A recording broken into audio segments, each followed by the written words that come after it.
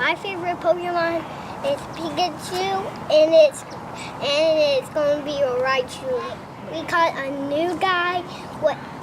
We had an Oma. Now we have an Omanite and a Flex. Mm-hmm. Ooh. We do. Hi, my name is Allison Dennis. I'm an Auburn High School student and cheerleader. But I'm not here to talk about school. I'm here to talk about summer. Every summer, I hang out with my friends and family. Whatever it may be, we always have fun. However, last summer, we did something different, something very addictive. Pokemon Go.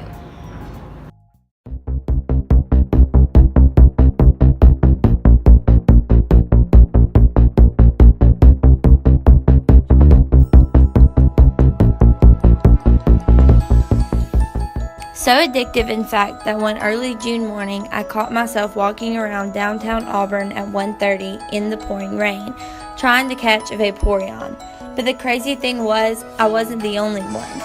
There were multiple people looking for the same Poke character.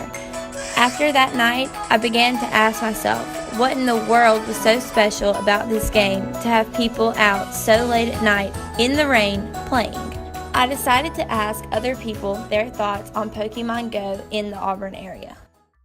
I sat down with Miss Amanda Thomas, whom I met through a fellow Poke player. She is a mother who enjoys playing with her children, niece, and nephew. I wanted to ask her what she thought and why she started to play this game that draws people in from all generations. How do you think Pokemon Go has impacted our society? Well, we see a lot of families out walking on the weekends around the art museum and on campus that might otherwise not have an outside active activity going on, and parents and kids playing together. I'm sure, I know it has some negative effects. We all read about those in the news, but there are a lot of positive things. And I know I run sometimes, and I have several friends who were like, I need a little motivation to keep running during these colder months, and when it was very hot this summer, and they, being able to use it as a fitness kind of activity tracker and get points for being active was something they were interested in too. I think it got people out and active, and I think it brought around a more friendly environment, because when people are hanging around and they knew that you were playing the game, they were nice and they were friendly, and you talked to random strangers, whereas you normally wouldn't have done that. At first I just like, the whole idea of the game, just going out and playing, but then I grew to like the community of the game. You can go out and just find someone else having the phone up, and you just talk to them about Pokemon and whatnot. That was just awesome, yeah, great experience with that.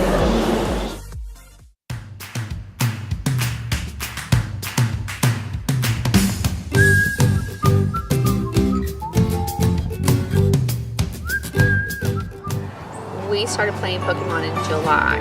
I had originally really dug my heels in and said that was not something I was interested in playing. But when my son suggested we play together, something we could do together, I thought that was a good idea. A lot.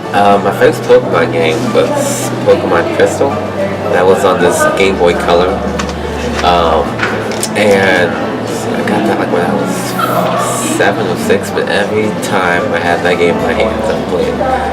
Even when you were in the car and driving, you had to have like sunlight on it so you could play. I would like turn on a little light, and it annoyed my mother.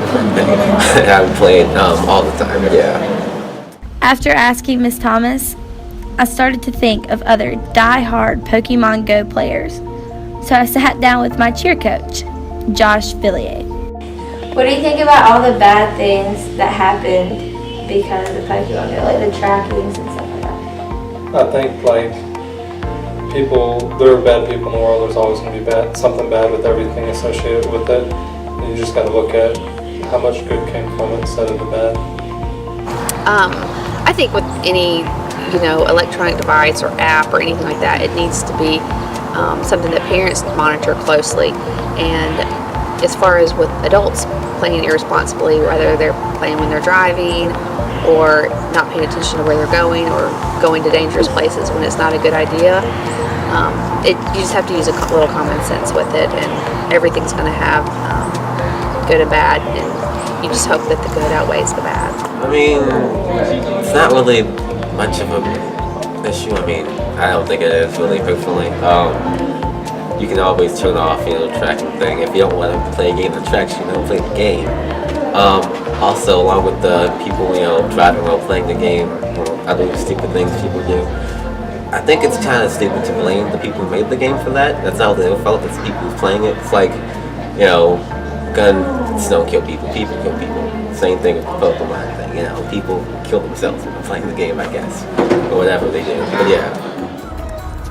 After talking to 2 adults who played the game, I decided to go with a more obvious choice, a high schooler.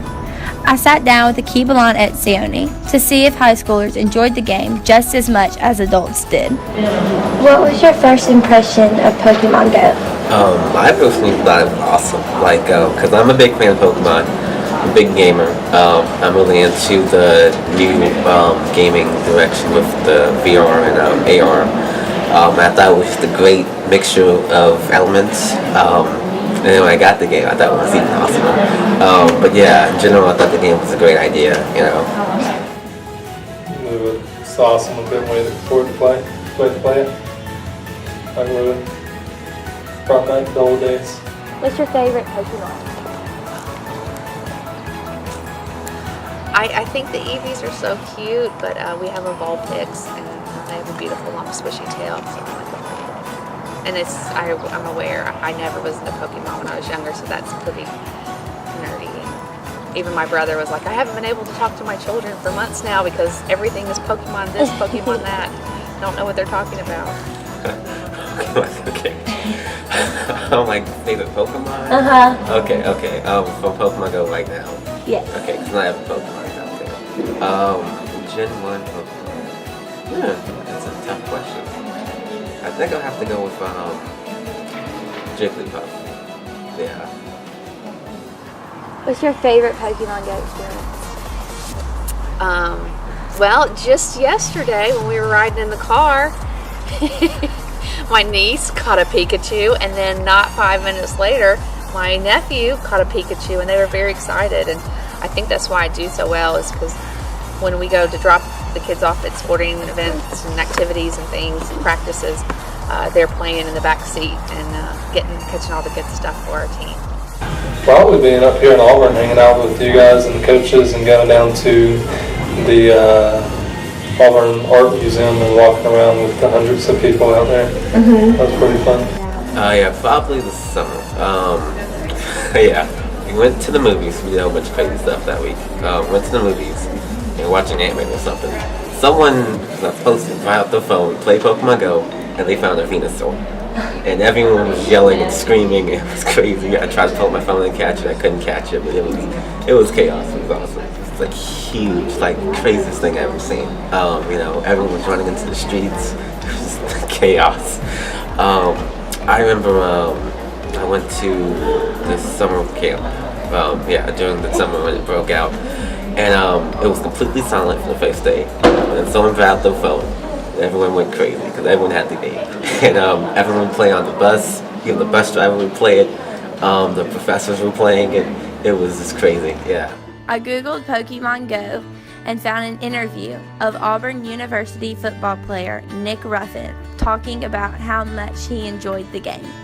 In my spare time, I'm a very laid-back guy by nature, so I'm usually in my room playing video games or out walking around on the campus playing Pokemon Go with one of my teammates or something.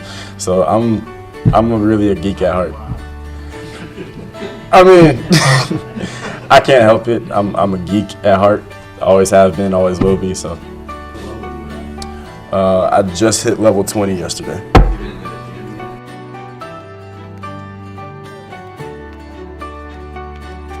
I was excited to find so many people from so many generations coming together to play the same game, Pokemon Go.